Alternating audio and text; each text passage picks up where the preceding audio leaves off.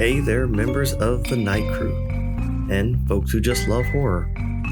Welcome to the Night Crew podcast, where shadows breathe and monsters listen. This is the podcast where we get cozy with the creepy, the frightening, and the just plain undead. I'm your host, Brad Ricks. Now, on today's episode, I had the thrill to chat with Edmund Stone. He's the author of such amazing works like Soul Mirror and Tent Revival. We talk about his writing process, his influences, which definitely isn't Lovecraft, and what inspires him. Into the virtual studio we go. All right, so today I'm thrilled to have Edmund Stone joining me today in the virtual studio. Not only is he an awesome author in his own right, but he also did the layout and formatting for the Night Crew 1 and 2. So, Edmund, how are you this evening? Oh, great, man. Great. All right. So I know we just got to hang out, what it seems like just a couple days ago. We were both at TBRCon. So that was weekend. Yeah. They made the mistake of actually putting our tables next to each other. So I know. That was a fun time. There was lots of chatting that happened when we probably should have been selling, but yeah, it is what it is. That's part of it. Exactly. Amen. All right. So kind of kicking off into things. So tell me a little bit about your writing career. Like, how long have you been writing? What was your first book? Oh, wow. I mean, I've been technically writing since, seriously writing, trying to get, the short stories, that kind of thing published since about 2016. Years ago, I wrote, just like I would write short stories and things and just put them away and that kind of thing. But I took it seriously 2016 is when I started taking it seriously. I got into some writing courses and did different things. A writing group or two, then started critiquing and doing that kind of thing. My first publication was in 2017, and it was actually two dark poems. Then went from there to short stories, and they had several published. My actual first book was called Hush My Little Baby, and it's still up at Amazon right now. But that book is just a collection of all those short stories and poems between 2017 to about 2019. And I just compiled them all into one book. So that was my first published book right there. After that, I published in the next, I think that was 2019. So 2020, I published another short story collection called Blues, Blood, and Love. And it had some published, some that were never published before. So it had a little bit of both in it. But if we're going there, we fast forward to Tent Revival. That was the biggie. That was my first novel. And so I got a signed copy of that from you a little while back. I was finally going through some of my TBR pile that, for those watching videos, like right behind me. And so I actually I had read that like a couple weeks ago. So I still need to do my post on Books of Horror about it and, all that. But yeah, so Tent Revival was a fun one. It was a wild ride.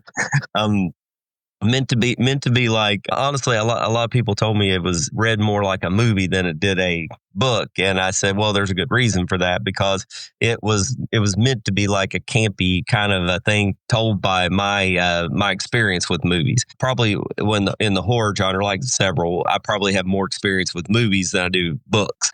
I've read multiple books, but the movies are the ones, that kind of jump out there.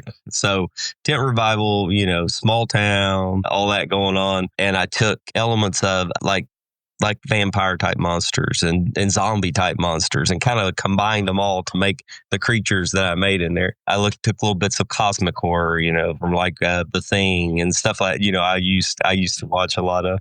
So, a lot of those different things go in there, and it makes it for more of a, not as much of a down serious type literary novel, but more of a fun ride, kind of novel. So. Yeah, I definitely, something I realized when I was reading it did have kind of a mix. I mean, there were, what happens with like the sun and that kind of stuff. But then once the revival starts and you meet that main, lady, I can't remember her name right now. Rebecca. Thank you. I was like, crap, it's on the tip of my tongue. And it definitely turned and kind of felt more almost like a cosmic horror at that point. It's like she's kind of an otherworldly, godlike creature person. entity. Yeah. I may have been reading some Lovecraft at that time. I just maybe. Just maybe, maybe a little bit. Well, that show Lovecraft Country was on, and I was watching. How can I say? It happens. All that's funny. Like, movies and books of all kinds, they kind of bleed into what we do, but that's just part of it. And that's what makes it so exciting, really. That's what makes the horror genre so exciting. True. So true. So you talk about horror. So why horror? Why horror? Well, there's a couple of reasons for that. When I first started writing and reading, it was horror. And I mean, like back when I was in high school and in college, I mean, it was all horror, sci-fi or comic book type stuff, superheroes, just all that combined. I mean, that was my go-to always. And when I started writing at first, I had kind of gone into the fantasy thing a little bit. I'd read some fantasy novels and I kind of thought maybe, that's where I need to be. I'll do fantasy. That's what I'll do. And, not really thinking about horror as much because, you're talking like between like high school and that point, you're talking like 20 years. So I didn't really, horror was part of it, but it wasn't my main thing at that time. I had a lot of stuff I was watching and reading. So I decided to do fantasy. Well, I did it in my writer's group. I got in there and I threw out some fantasy stories. They just died. I mean, nobody even I knew the writing wasn't great, but at the same time, it was just like nobody got excited about them. They're like, I mean, they didn't say that, but you could tell by the critiques. They were real excited. So I thought to myself, well, that's not hitting. A friend of mine in that group, which you all know him by now, Justin Boot. I mean, he's doing real well now, but back then, we were both just new people. Nobody knew anything about us, didn't have any books out or anything. And he said, have you ever written horror before? Because he was like the main horror writer in that group at that time. And I said, yeah, years ago, quite a few way back, like high school. So yeah, I used to write some horror. I liked it. And he said, have you tried it lately? I said, no, not really. He said, why don't you give it a try and see if you can throw out a short story? And I said, yeah, all right, I'll do it. And I popped it out there. Then next thing you know, I had people like, I love this. I love what you're doing here. I love this part. I love that part. So it just went from there. And I realized that everything, and then even after that, everything I tried to write, it ended up being a horror story. It just seemed to work so much better for me. You just know. When you know, you just know. Yep, exactly. So I was looking on your Amazon little bio about the author. So it says, horror writer and part-time boat captain. So as an author and a part-time boat captain, how do you find time to write? Well, glad you asked. No, I mean, I technically... I have a day job as an occupational therapy assistant, so I do that too. But mostly my writing is in the mornings. I get up super early, write for a few hours. Just really, first thing I do is just go in, make coffee, start writing, and then get as many words as I can. That's kind of where I do. That's my little. It's very regimental. I have to do it that way. So I do that.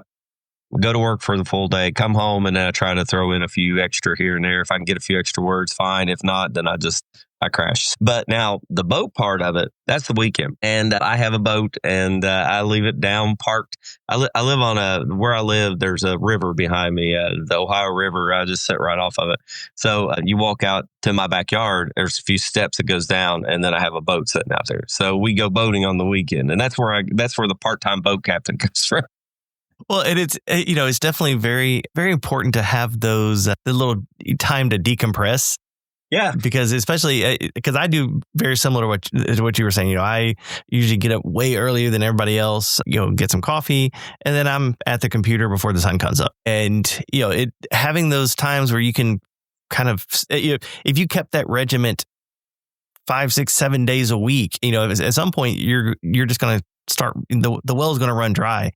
Having something to kind of just break away and be able to just decompress and just, recharge that battery a little bit. It's very, very important. Absolutely. And my wife just poked her head in here and wanted everyone to remind her that that's her boat, not my boat. So I'm just the captain. That is not my boat. Sorry, Michael. Yeah, it's her boat. Yes. All right. So tell us a little bit about your writing process. Are you a pantser or a plotter? You 100%. Edit as you go? Do you just, spit something on the page and hope it sounds nice? I mean, what's your, what's your writing process look like? Yeah. Recently I read Josh Mallerman's book. What's it called? The Watching the Evil Dead. I got it right here. Unearthing the Radiant Artist Within. And what I noticed by Josh's style, we have very similar styles. We're definitely pantsters, 100%. We don't really plot anything out. We just come up with an idea. We might jot it down here somewhere. And then he likes to jot his down on a wall. He just writes them right on the wall. It's very strange. But that's the main idea. And then it goes from there after that. What I do is I typically either I'll write it down on my phone or on my Google Docs. I'll write an idea down and I'll leave it there. Sometimes the idea starts to build. And then the next thing you know, oh, I like that. So I start typing a little more. Now, this is all obviously when I'm already working on another. I have another work in progress already going while I'm doing this. So, but that's where those ideas come from. And then they just build from there. Like I said, I'm a pantser. So what I do is I try to go in, and even if the words aren't really there, I'll still just force it. And a lot of people say not to do that, but it works for me. I'll force it. And then sometimes, I might end up with a page of stuff that's really not even usable. Sometimes it is, sometimes it isn't. I get back that when I do the editing process, but sometimes it comes out, and it starts flowing. And then next thing you know, I've got 50, 60,000 words just like that out of nowhere. My biggest thing always is finishing, because I have lots of novels. I probably have, I don't know how many I have right now. I probably have at least 5 in various forms and states. So some are farther ahead than others, but they just sit there waiting for me to jump back. What I'll typically do is right. Like right now, I'm writing a prequel to Tent Revival. So, and that is, that's coming along really nice right now. That one will work. And then, at some point I want to jump back in on another one. But, I got so many, like I said, whenever I stop one, I jump right back in on another. So I'm never in a spot where I'm just sitting there like, I don't have a novel to write. I've always got a novel to write. Yeah. Always something in the hopper. Yeah, no, that's just my process. And it's all pantster. I've tried doing the outlining. I've tried doing the note cards. I've tried all that, and it never works. It just, for my ADHD brain, it turns into a jumbled mess, and it never works. So I just start writing. See, and I'm the opposite way in that, I kind of have to have some good scaffolding, something, to kind of help to kind of give me a little structure to it. Mm-hmm. So as a pantser, then, do you ever find yourself like you get to a point where you've kind of plotted yourself into a corner? I have done that before, yes. And typically what I do at that point, if I plot myself into a corner, I go right back to the very beginning and I start rewriting. And then I go through chapter by chapter, and then I usually what'll happen is I'll work out the detail where I messed up or what didn't work right, and I'll fix it, and then the rest of it starts working. So that's typically what I do. You can always do that. In a way, the outline forms itself as I write. Gotcha. I was going to say, you could always do what Stephen King said, he did in The Stand, where he had so many characters, you know what to do with them. So he just threw a bomb in the room. Yeah. Right.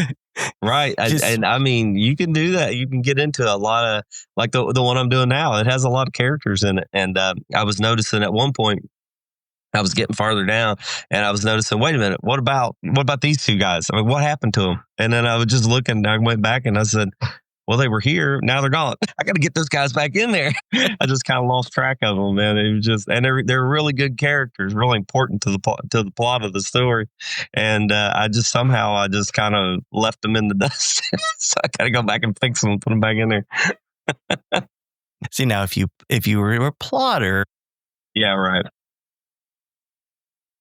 Like I said, I've tried, and it turned. Well, typically my outlines and all that stuff, it turns into a more of a nightmare than it does for me, because my pantser ways get in the way, and then here I am. I got this big blob of I don't know what, and it's just a big mess. And then I got to figure. Then I drive myself crazy trying to figure out what went where and who did what and everything. Well, I think it was Neil Gaiman that said you write your first draft to learn the story, then write the second draft acting like you knew it all along. Exactly. I like that. That works. That works well. All right. So where do you usually find inspiration for your stories? Gosh. Now, if you're talking like tent revival all around me, tent revival and all that, it was pretty much inspired by where I live, my little town of Garrison and my little town of Vanceburg. Mostly I wrote tent revival. I mean, I didn't, the main character, a lot of the characters that are in there, the different types of characters in the town and stuff were mostly character observations for where I live and what I've seen over the years. And I don't know if I think I said this in an interview one time that the best place to find to do character study is in a McDonald's in the middle of a small town. You can really get into some good stuff there. Yep. I've sat in, I've sat down at like a Starbucks before and, just sipping on coffee and just kind of watching, just people watching. Mm-hmm. And yeah, for no other reason than just to learn different mannerisms and character traits. And yeah, that work. It really works. But I think tent revival, actually, I go all the way back to the beginnings of tent revival. It was because I walked into where I work and there was a box in the back by the central supply office, and it just sat there and it had a big thing on the side that said mixed parts. And I saw that and I thought, whoa, mixed parts. I said, what? I wonder if there were like body parts crawling out of there or something. And then I was going to say, for those who have read Tent Revival, anybody who's read Tent Revival as far as smiling right now as you said that. So that started with, and honestly, I was starting at that point, I wrote a small short story about the mixed parts. So it was very short and never did see the light of day. But that short story inspired a lot of what tent revival became. And so, that part of that little nugget came in there. And then all of a sudden, here comes where I live, the mine, where my dad worked. All those things, anything you hear in the mine, that mine or any mine I work at, it all comes from probably listening to my dad when I was growing up. He was a mine worker and he told me all the things that happened down below and up and everything. So I learned a lot from him, on that part. But if you put like all those elements together, you put the character studies for the small town, you put the mixed parts in there, you put the mine in there, and then the next thing you know, your mind starts going towards the mythical cosmic creatures, and then you got that part. And so some unassuming person in there, the sage, that was more of a study for me. For like my grandpa was a fire and brimstone Baptist preacher, so that kind of came from that. And other things. I worked with a guy and his name was Sage. So that kind of connected. That's where Sage came from. But the idea of Sage and the way he was completely different from that guy. It was just the name. That was it. Yeah, interesting. A lot of elements there. What about something like Soul Mirror? So I know we haven't talked much about that one. That Soul Mirror, I think, is your latest one, correct? Or do you have one that's my latest one? That one comes from a real personal place. That comes from my work as a pediatric therapist. I did that for like first 15 years of my OT career. I was a pediatric therapist mostly. I did other stuff too, but I was mostly pediatrics. And going into like clinics and seeing things and the connections there and watching the kids on the spectrum with autism, especially the more profound ones, they really, really fascinated me. They always did. And I was, you always try to find little things that help and like sensory experiences that might work for them, so that they can cope with their world around them. Especially I had kids who were especially like, were nonverbal. Their world seemed so closed in. It was so hard for them to interact. You didn't know what was going on in there. And a lot of people assumed that they had no intelligence, which was not true. I mean, they were extremely intelligent kids. They just couldn't verbalize what was going on. Right. So a lot of those, that's where the experiences of Jessica in Soul Mirror comes from. Then I decided, well, we've got her. So what kind of a world would she, like if she were to be nonverbal, have all these problems in the real world, what kind of world would she be if she didn't have those problems? Well, it would be upside down. So that's where the mirror comes from. I thought upside down, looking in the mirror. So that's where that came from. And then from there, it just ballooned into what it is. The occupational therapist, I've had a lot of experience with OTs, obviously, whether, working with them directly, or my wife's an OT as well. So, got a lot of experience there. So a lot of those, a lot of the things in there, the connections with like the autistic parts and or the neurodivergence in general, those come from my experiences in the field. Gotcha. Oh, go ahead. No, yeah, I was also going to say the monster now. I love, always have loved cryptids and cryptid stories. I like the Mothman, and things like that. I've always been about that. So a lot of the cryptid parts of it come from those types of fascinations. And I liked, the book, I think it's The Watchers by A.M. Shine. I read that years ago. And I love that, like in that creature out there looking, but you can't really see the creature, but it's there. And, that kind of an experience where the monster isn't directly in front of you, but it might be behind you, or it might be beside you, or it might just be like in the mirror, that kind of thing. Or in the shadows. So that's where that idea came from. But I think I originally wrote Soul to like I said, the neurodivergent part of it. That's where the character was written first. The character Jessica came first, then the story came around it. Interesting. So, having read both Tent Revival and Soul Mirror, I mean, I know there's in your writing style itself, there's a big difference between the two. So, like, as how would you say, like, over the the years that your writing process has changed or evolved? It's definitely changed. I think probably when I was doing Tent Revival, I was more. I really don't know how to explain it, but I was probably looking more of a. I was just like more like I was just like I was writing about where I was and the things around me, to where Soul Mirror, I was actually processing the way I felt, and the when the feelings start to come out, that's when if you can get the feelings on the page, the way I feel is like you've gone to another level. So that's and that's kind of where I feel like Soul Mirror moved up, is I was able to get to get down deep on a personal level and put that in a book. And that is honestly that's always been my goal. So that any book coming right, that's what I'm looking at. I'm looking at putting it into that, coming from more of a personal level. Gotcha.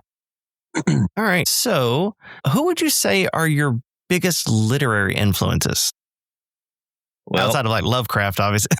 Yeah, I like Lovecraft. I would never call Lovecraft a huge influence, but some. I always did like Lovecraft. If I was going to say like along that lines, it would probably be more Edgar Allan Poe than him. But when I first started reading horror, my first experience was Clive Barker. I was a huge Barker fan. I loved everything he did horror-wise, especially in like the late 80s, early 90s. And some King mixed in there. I wasn't really as big a fan of King back then. I read some of his stuff, but it wasn't like the one that I would go to back then. It was usually Barker. I might have read some Jack Ketchum back then too. I'm not 100% sure about that. Plus, I always kind of like the darker, like the avant-garde kind of different. You could tell they went through a different tune. It wasn't your typical horror. It wasn't your typical trope. It was always really weird, strange stuff. And I kind of gravitated towards that always. That'd probably be more my influence. Yeah, I need to read more Clive Barker. I've read a couple of his, but it's been like years ago that I did. So yeah, I need to read more Clive Barker. Oh, his stuff is so good. You can see behind me the poster I've got up there. So I'm definitely Hellraiser. I loved Hellbound Heart. Loved it. And of course, Hellraiser and everything. Yeah, I think that's what Hellraiser was based on. Yeah. Now, did he also do, was it In the Mouth of Madness? Wasn't that his also? Or am I thinking someone else? I think that was someone else. I don't remember him doing that. Yeah, now he might have had a short story that was similar to that in the Books of Blood. He had In the Hills. That one, that might be the same one. Think so. I'd have to look that up. I don't think that's Clive Barker. I'm not 100% sure though. Might have to look that up. See if you can find that. Yeah, I'll have to look that up. I'm sure if anybody listening to this will be like, I'm emailing because I know the answer. Yeah, there you go. But all right, so I'm going to ask a question. This is one of those pick your favorite kids kind of questions. So, what is the favorite book that you've written? Wow. No, I'd have to call it Soul Mirror. Soul Mirror is my favorite one. That one is so personal that if I can write another one like that, I'll be extremely happy. That came from a very personal place. I do have another that I'm working on, but I had to table it for a little while because it honestly, I think it got a little more personal than Soul Mirror even. And it had some spots where I won't say I wrote myself into a wall or anything, but I definitely got to a point where it was getting so heavy that I had to back off for a little bit. Take a breath, right? So what I do, I turned around and I jumped in on my prequel, and now it's almost done. So now you're gonna have to go back to your little wall there. I know, I'm gonna have to go back. But that there's only two other people that have read that book. My wife and one beta reader, and that's it. And the ending's not done, and she keeps asking me, "Why have you not done the ending?" It's like, because I'm getting there. It's hard, but I'm getting there. It's like I'm trying to stick the landing. I know it's a tough one, but I'm going to get it when it comes out. I think people are going to like it, but it was it's a tough one. It's got some heavy stuff in it. Well, I'm sure we're all looking forward to that one then. All right. So this is a funny question I decided to add today as I was reviewing different questions I ask. So do you read your book reviews? And if so, how do you handle the negative ones? I do read them. I do read them. The negative ones, I don't know. I handle them fine. I just laugh at them usually. I remember, with Tent Revival, I got my first 1 star. And it really was kind of because you know how most 1 stars did not finish, that kind of thing. And right, they said I almost did not finish, but since it was in the brawl, I went ahead and stuck it out. And I said, well, it might be a 1 star, but at least they finished it. So, there you go. But I take them light. I honestly, I don't care. If I get 1 star reviews, I only put that one out there because, that was my first. Honestly, 1 star, 3 star, 5, I love the 5 star, don't get me wrong. But at the same time, I got big, broad shoulders. I know people have different styles and they do what they do. But when you hear a really, really, really good one, like somebody who read the book and they got it, man, they nailed it. They really got it. Those are the ones I really like. Yeah. Well, and I'm the same way. Like, I know not everyone is going to like everything that they read or, the stuff that, that I write it's just like, movie wise, same kind of thing. Like I know a lot of people, who enjoyed the movie Weapons. I didn't really like it. And so it's just, everybody has spoilers. I haven't watched it yet. I'm not giving you spoilers. I'm just saying it wasn't my favorite. And like, I watched it and I was like, but I know other people rave about it. And so and so same thing on books. You have people who one person may read a book. I know I have some reviews of like Fear Not the Dead, for instance. People are like, oh my God, it was such a great psychological thriller. And, and then I have other people is like, give like a 2 star and they're like, it was, I'm like, yeah, right.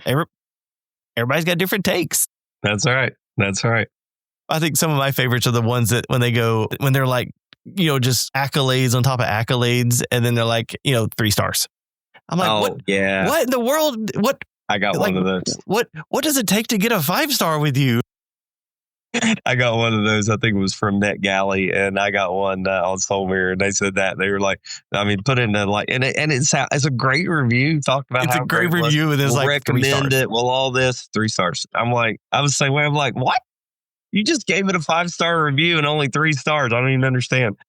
Yeah, I was like, you just laud it all over the book about how great and wonderful it is, and you just, I think I had one of those for like Night Crew. They were like, but it's the vampires I've always wanted, and Twilight can kiss my ass, and all this kind of stuff, and then they're like 3 stars. I'm like, what? Yeah, those are the ones that make you scratch your head. That's for sure. All right, so here's an interesting question. So, what scares you, and how does that inspire your writing? Well, you're talking about evil laughs as I ask. Yeah. Very, very little scares me, really, honestly. But it would definitely be the more personal things, like something happening to my family or something like that. That's what would scare me. I worry about my kids all the time. I worry about my family all the time. Those kinds of things. That's what probably scares me the most. But if we're talking like, I have had times when I wake up in the middle of the night, had a strange dream about something crawling out from under the bed. I had this happen not long ago, and I went to use the bathroom. When I came back, I thought that it was there, and I leaped 2 feet from the edge of the bed to the bed because I wasn't going to go up near that bed because there's something under there. Was Michael like, what the hell was that? Yeah, she was like, what are you doing? I'm like, I'm good. Go sleep. Oh, that's funny. All right. So I started the Night Crew podcast as a spinoff of my own series, The Night Crew, which is about a team of monster hunters. All of my scripted episodes are deep dives into some kind of a creature. And so with that being said, one of the caveats of coming on the podcast is you've got to talk about your favorite monster. So what, Edmund Stone, is your favorite horror creature? Wow. Gosh, there's so many. Thinking about that one for a minute. I mean, probably something Kraken-ish would be because Rebecca, that's what she is. So something along that line, something like that's alien that can shapeshift and do all kinds of things like that, but can run a tentacle out and grab you by the neck or run it through your middle or kind of like aliens, that kind of thing. That's what I like. I love those kind of monsters because they're so unpredictable. You just never know what they're going to do. It's not like a vampire where kind of as long as it's following the tropes like a normal vampire. You know what's coming. But with a creature that crawls out from the depths like a Cthulhu type creature or some kind of Kraken-ish creature, I mean, it could stomp on you. It could throw a tentacle through you. It could rip your head off. It could chomp. I mean, there's just 100 ways. It's just got complete dominion over you. There's really nowhere you can go with it. So those kind of creatures are the ones I like. So it's funny when you say Kraken. So for me, growing up as a kid of the 80s and 90s, the first thing that comes to mind is that what was the old crap? The name just escaped me. That old movie, with the Medusa and Perseus. Wasn't Jason and the Argonauts or something like that? Was one of them.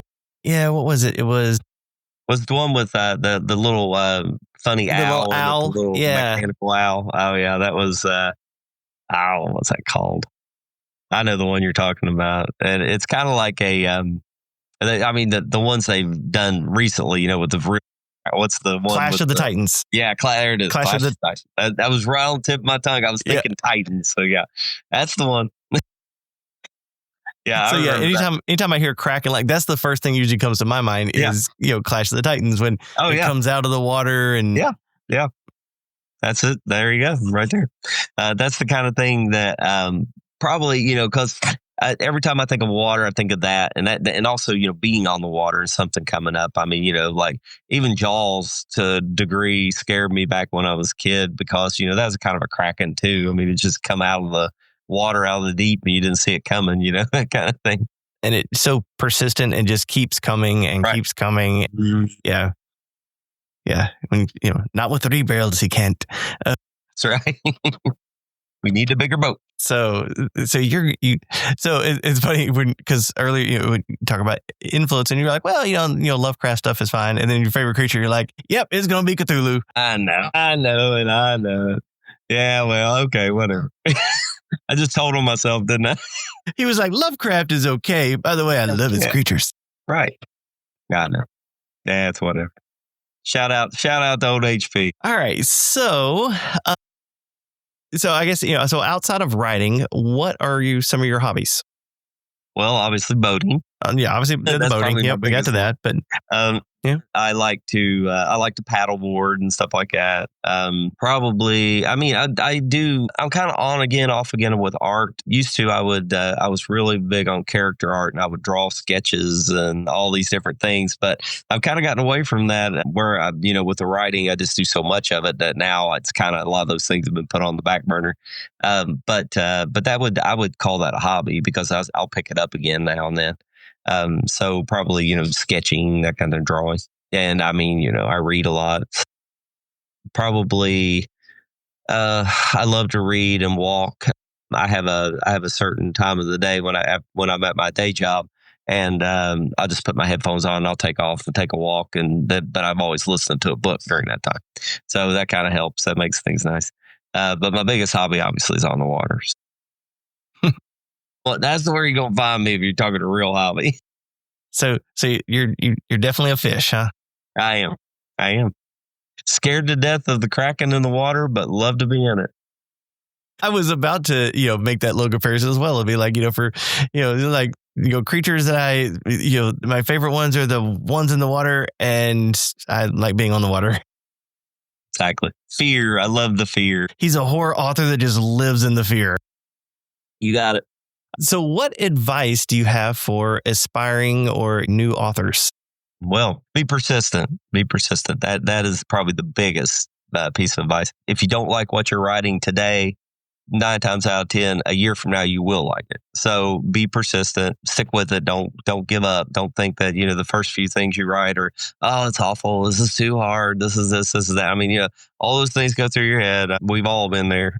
Set yourself a goal of a time, whether it be word count, time, writing, whatever, and stick with it and do not veer from it. If you find yourself, maybe one week you did veer from it, next week jump right back on, but be persistent.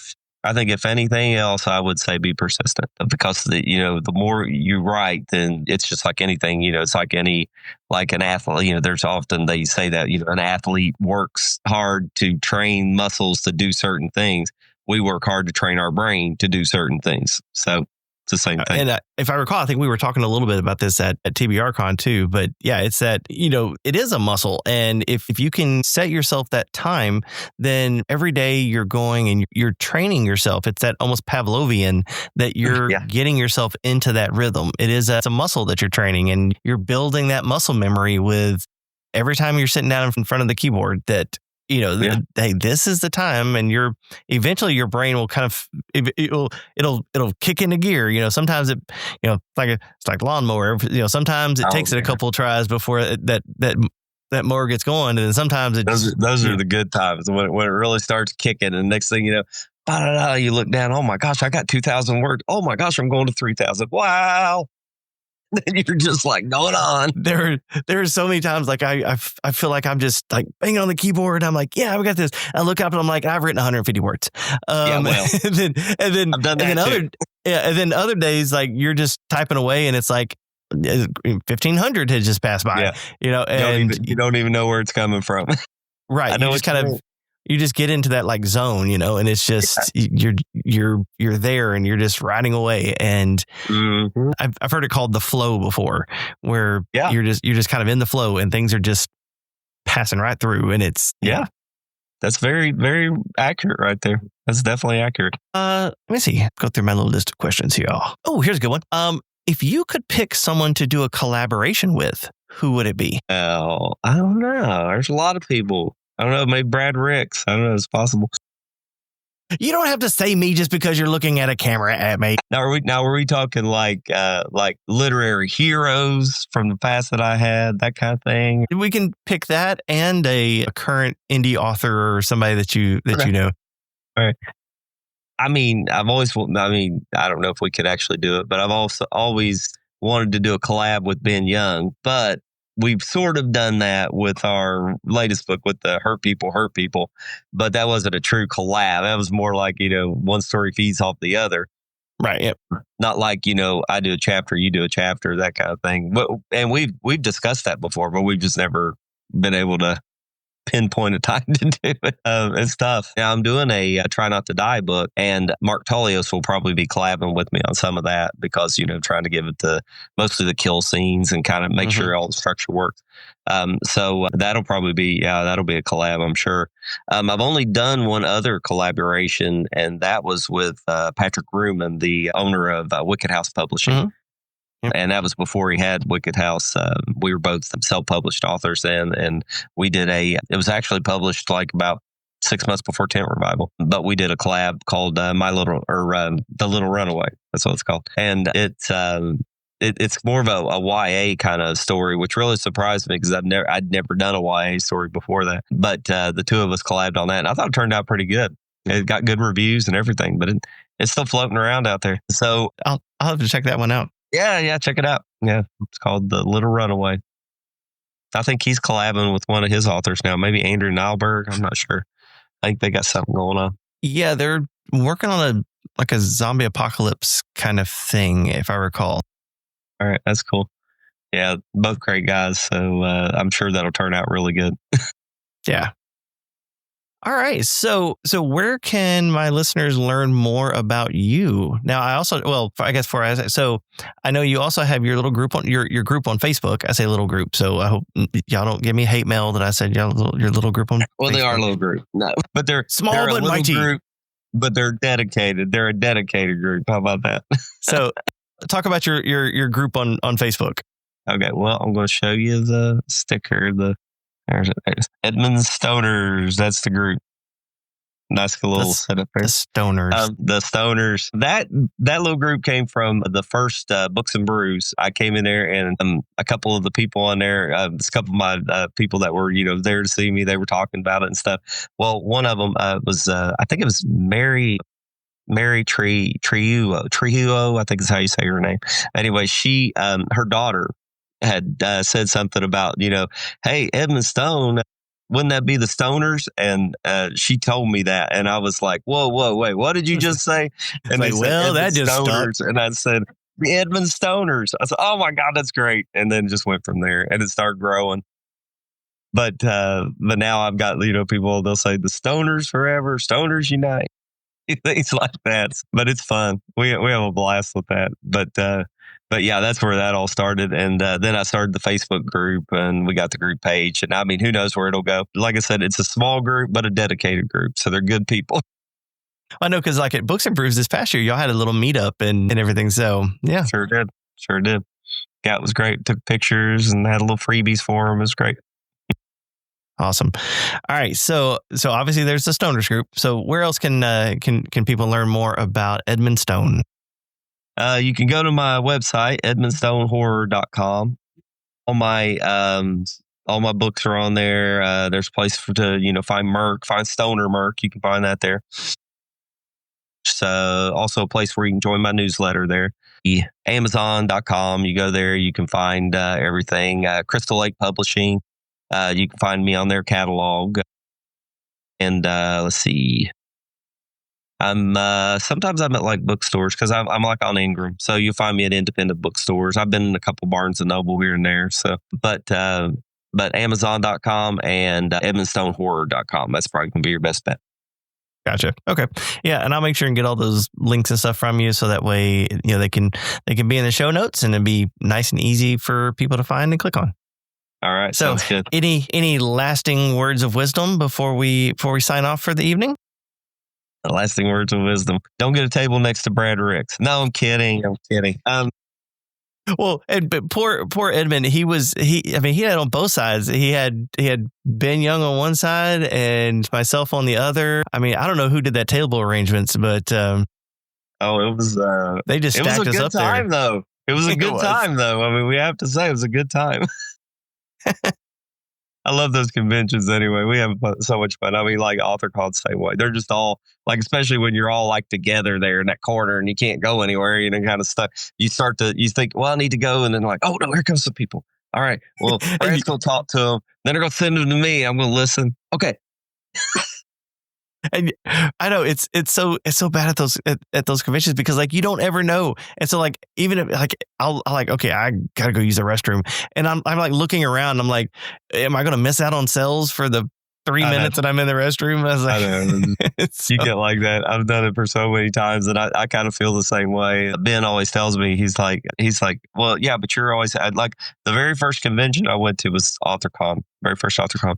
That was about 3 years ago, and I went there, and I was in a crappy spot. I was down in the basement, and I wasn't getting any table traffic, so I looked at all the panels and said, man, there's some cool panels here. So I just left, and I put a little thing, I'll be back later, and I went to panel after panel, hardly ever at my table. And an author friend of mine, he was looking for my table. He found my table. He came down, and I wasn't there. So he's, oh, well, he's not there. I'll just come back later. Comes back later, and I'm not there. And he messaged me. He said, dude, do you ever stay at your table? I can't find you. And I'm like, well, No, not really. So from there on, I've been like paranoid about staying at my table because everybody's missing me. So I know. So what are the next events that you're doing? Where can people find you? Right now, I've got a couple of local things, but they're just like right here within the community, mostly like public libraries. I've got Lewis County Library, October 30th. May have a spot at the Scioto County Library, which is right across the river here. But the bigger conventions, my next one is Dark Drafts in Mount George. January. I'm sure you'll be there too. Yep, I'll be there also. I'm looking forward to it. Oh, it's a blast. I love that one. But yeah, I'll be there. And then after that, I'll be at AuthorCon again. And then I've got a few here and there that I'm interested in, but don't know how that's going to go. I usually just make my schedule up as I go along and opportunities come up and I grab one. But those two for sure. Those two are already locked in. Awesome. So Dark Drafts and then AuthorCon. All right. Well, I'll put all your links and stuff in the show notes.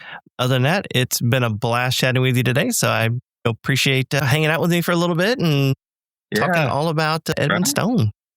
Night Crew. Oh, you're wearing my little shirt. Ripping, buddy. Ripping. Awesome.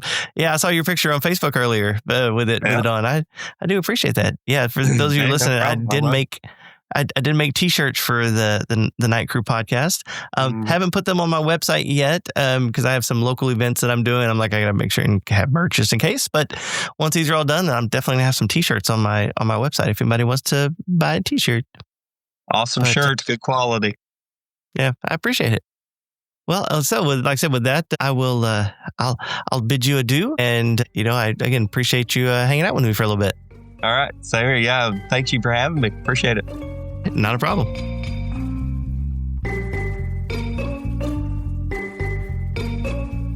That's it for the Night Crew podcast and my conversation with Edmund Stone. I have links to where you can find Edmund in the show notes. Follow him on all the socials and pick up his books. So if you had a good time, make sure to follow the show, share it with a friend, and leave a rating. Hopefully 5 stars. If you want updates on my writing, you can follow me on Facebook or TikTok at Bradrick's Author. You can find copies of my novels wherever you like to buy books. But if you hop over to my website, bradricks.com, you can purchase signed copies of any of my novels. While there, also sign up for my newsletter. Remember, The Night Crew Book 1 is currently available and Book 2 comes out November 14th. I'm Brad Ricks, reminding you to stay out of graveyards after dark, question people who don't show up in mirrors, and just admit it. You love you some H.P. Lovecraft. It's okay. Until next time, keep your curtains drawn, your sense of humor sharp, and your blood inside your body. Thanks for listening.